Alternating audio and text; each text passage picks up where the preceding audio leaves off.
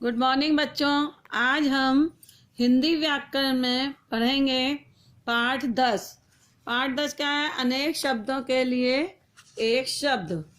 तो जैसे हम जानते हैं कि एक शब्द से ही हमें पता चल जाता है कि वह किस व्यक्ति और कार्य से संबंधित है। भाषा को सरल, संक्षिप्त और प्रभावशाली बनाने के लिए अनेक शब्दों के स्थान पर एक शब्द का प्रयोग किया जाता है। मतलब कि एक शब्द ऐसा हम बोलते हैं जिससे पता चल जाता है कि किसके लिए बोल रहे हैं, कि वो व्यक्ति क्या कार्य कर रहा है, किस कार्य से संबंधित है। तो उससे उसको हम कैसे अनेक शब्दों के लिए एक शब्द बोलते हैं। बहुत लंबा नहीं बोलना पड़ेगा हमको, छोटे से एक शब्द से पता चल जाएगा कि किसके बारे में बोल रहे हैं। तो देखिए, जैसे उदाहरण दिया है, जो बीमार का इलाज करता है। तो हम लोग बोलते हैं ना कि जैसे आप जो बीमार का इलाज करता है उसको क्या कहेंगे? डॉक्टर। डॉक्टर जैसे हम लोग बोलते हैं ना कि हम लोग जा रहे हैं डॉक्टर के यहाँ, तो डॉक्टर के यहाँ जा रहे हैं बोलते हैं ना। और ये तो नहीं बोलेंगे कि जो बीमार का इलाज करता है उसके पास हम जा रहे हैं, तो ये तो बहुत लंबा हो जाएगा। तो अब सीधे बोल देते कि हम डॉक्टर के यहाँ जा रहे हैं। तो डॉक्टर के यहाँ जाना मतलब वही कि जो बीमार का इलाज करे उसको क्या बोलेंगे? डॉक्टर। तो पता चल जाएगा कि हाँ भाई ये बीमार है इसलिए डॉक्टर के यहाँ जा रहा है। तो इसी तरह कुछ अन्य शब्द भी हैं, नीचे देखिए चित्र में। जो विद्यालय में पढ़ाता है उसको क्या बोलते हैं? अध्यापक। जो सीमा की सुरक्षा करता है, तो सीमा की सुरक्षा कौन करता है? सैनिक। सीमा जो रहती है ना, जैसे भारत की सीमा है, बॉर्डर जिसको कहते हैं, वहां पे सैनिक लगे रहते हैं ना सुरक्षा के लिए, कि कोई आतंकवादी ना घुसे, कोई घुसे ना दुश्मन हम लोग के देश में। तो वो कौन करता है रक्षा? सीमा की सैनिक करते हैं। और जो पत्र पहुंचाता है, जो हम लोग का पत्र कहीं से आता है, कुछ पत्र तो वो हम लोग के पास लाते हैं या हम लोग भेजते हैं तो वो दूसरी जगह जाते हैं, तो कौन करता है ये काम? डाकिया करता है। पत्र पहुंचाने का काम कौन करता है? डाकिया। जो इंग्लिश में बोलते हैं आप पोस्टमैन, तो उसको हिंदी में बोलते हैं डाकिया। जो गीत गाता है, गीत गाने वाले को क्या बोलते हैं? गायक। गायक होता है जो गीत गाता है उसको बोलते हैं गायक। तो इससे पता चल जाएगा, गायक बोलोगे तो आपको पता चल जाएगा कि हाँ गीत गाने वाला है ये व्यक्ति। बोलेंगे ना ये गायक है, तो इससे पता चल जाएगा कि ये गीत। इस प्रकार के शब्द भाषा को सुंदर और प्रभावशाली बनाते हैं। आइए ऐसे शब्दों के कुछ और उदाहरण देखें। अनेक शब्दों के स्थान पर प्रयोग होने वाले एक शब्द को अनेक शब्दों के लिए एक शब्द कहा जाता है।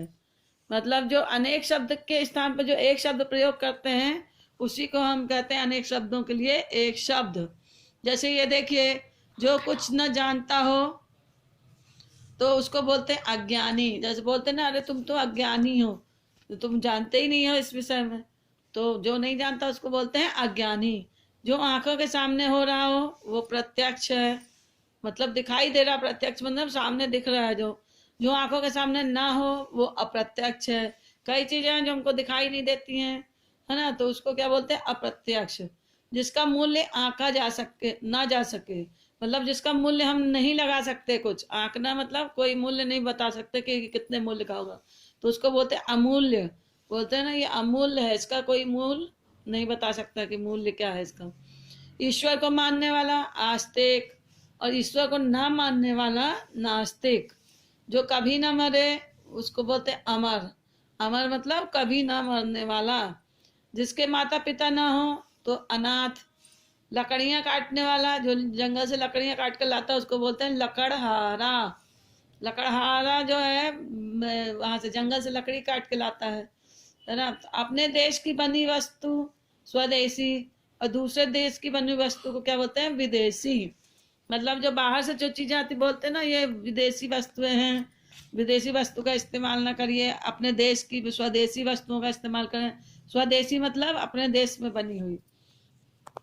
कम खाने वाला अल्पाहारी। अल्प मतलब कम होता है, तो आहारी मतलब अल्पाहारी, अल्प आहार करने वाला मतलब कम खाने वाला। जो आज्ञा मानता हो आज्ञाकारी। अच्छे आचरण वाला सदाचारी। जो सबका भला करे, परोपकार करने वाला परोपकारी। साथ पढ़ने वाला सहपाठी। सह मतलब साथ और पाठी मतलब पढ़ने वाला। छोटा भाई अनुज। छोटे भाई को क्या बोलते हैं? अनुज बोलते हैं। जो बगीचे की देखभाल करता है उसको बोलते हैं माली। जो कपड़े धोता है धोबी। जो फल बेचता है फल वाला। जो मिट्टी के बर्तन बनाता है किसान। नहीं, मिट्टी के बर्तन बनाने वाला कौन है? कुम्हार, सॉरी। तो कुम्हार। और खेती करने वाला कौन होता है? किसान। मिट्टी के बर्तन जो बनाते हैं जैसे मटका, दिया, ये सब बना के बेचते हैं ना, वो कुम्हार लोग होते हैं। और खेत में फसल उगाना जो किसानी करते हैं, किसान बोलते हैं उनको, जो खेत में काम करता है, फसल उगाता है। जो मजदूरी करता है तो मजदूर। जो सामान ढोता है कुली। और जो कपड़े सिलता है वो क्या हुआ? दर्जी। दर्जी कपड़े सिलता है। तो इस प्रकार हमने देखा। आइए कुछ और जानते हैं। एक है, कई बार किसी एक शब्द को समझाने के लिए उसके स्थान पर अनेक शब्दों का प्रयोग भी किया जाता है। तो देखिए, अब इस पाठ में हमने क्या सीखा? भाषा को सरल और संक्षिप्त और प्रभावशाली बनाने के लिए, सरल मतलब आसान, संक्षिप्त मतलब छोटा, और प्रभावशाली बनाने के लिए मतलब उससे आपको समझ में आ जाए कि क्या बोलना चाह रहा है सामने वाला। अनेक शब्दों के स्थान पर एक शब्द का प्रयोग किया जाता है। ठीक है। अब ये सही मिलान कीजिए अभ्यास कार्य में। तो जिसका मूल्य आंका ना जा सके उसको क्या बोलते हैं? अमूल्य। मतलब इसका मूल्य नहीं जानते अपन जो चीज का, तो वो होता है अमूल्य। जो मजदूरी करता है वो मजदूर हो गया। छोटा भाई को क्या बोलते हैं? अनुज। लकड़ियां काटने वाला लकड़हारा। ठीक है। अब देखिए एक शब्द, जो खेत में फसल उगाता है किसान। जो फल बेचता है फल वाला। जो बगीचे की देखभाल करता है माली। जो साथ में पढ़ता है सहपाठी। जो स्कूल में पढ़ाता है शिक्षक।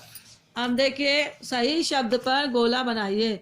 जो आज्ञा मानता हो उसको क्या बोलते हैं? परोपकारी नहीं बोलेंगे, सदाचारी भी नहीं बोलेंगे, आज्ञाकारी बोलेंगे। जो बाल काटता है तो कुम्हार तो नहीं काटता, ये तो बर्तन बनाता है।